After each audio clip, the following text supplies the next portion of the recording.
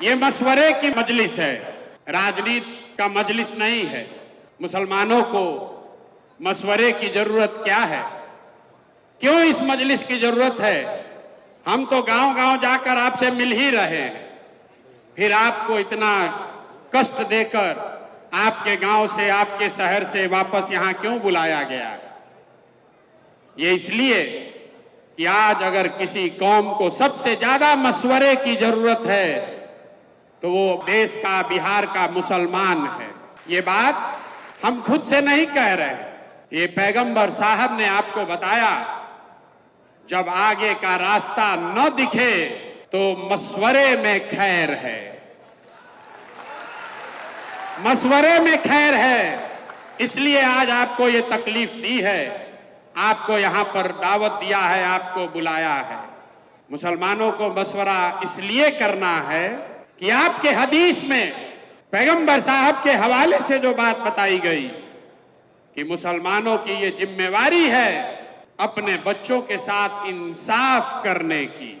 और आज आपको मशवरे की जरूरत इसलिए है कि देश में आधे से ज्यादा मुसलमान चाह कर भी अपने बच्चों के साथ इंसाफ नहीं कर पा रहे हैं। आपके हदीस में बताया गया है, अपने बच्चों की तालीम की, तरबियत की, पढ़ाई की, परवरिश की आप वो नहीं कर पा रहे। तो मशवरा इसलिए करना है कि इस व्यवस्था को कैसे सुधारा जाए ताकि मुसलमान होने के नाते आप अपने बच्चों के साथ इंसाफ कर सकें। ये मशवरे की जरूरत इसलिए है कि आपके कुरान की जो पहली आयत है, इकरा बिस्मे रब्बिल कल्लजी खलक, उसका पहला शब्द इकरा, जिसका मतलब है पढ़ो, जिसका मतलब है पढ़ो। और आज आप वो कौम बन गए हैं जो देश का सबसे अनपढ़ कौम है। इसलिए आपको मशवरे की जरूरत है, आपको मशवरे की इस मजलिस में आने की इसलिए जरूरत है। आपके पुरखों ने अपने खून पसीने से इस देश की आजादी में, इस देश को बनाने में कुर्बानी दी। उसी देश के पार्लियामेंट में, उसी देश के पार्लियामेंट से ऐसे कानून बनाए जा रहे हैं जिससे मुसलमानों का एक बड़ा वर्ग अपने आप को असहज महसूस कर रहा है। उसी पार्लियामेंट से सीए एनआरसी का कानून बन गया, उसी पार्लियामेंट से वक्फ बोर्ड की नई कहानी लिखने की कोशिश की जा रही है।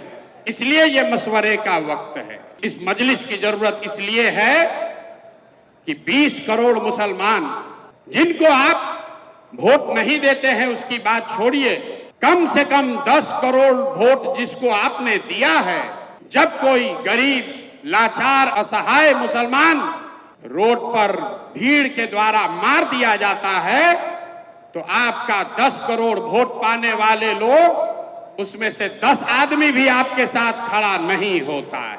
इसलिए मशवरे की जरूरत है, इसलिए ये आज मजलिस बुलाई गई है, इसलिए ये मजलिस बुलाई गई है कि मिलकर मशवरा करके कोई ऐसा रास्ता निकालें कि इन बातों पर अमल किया जा सके।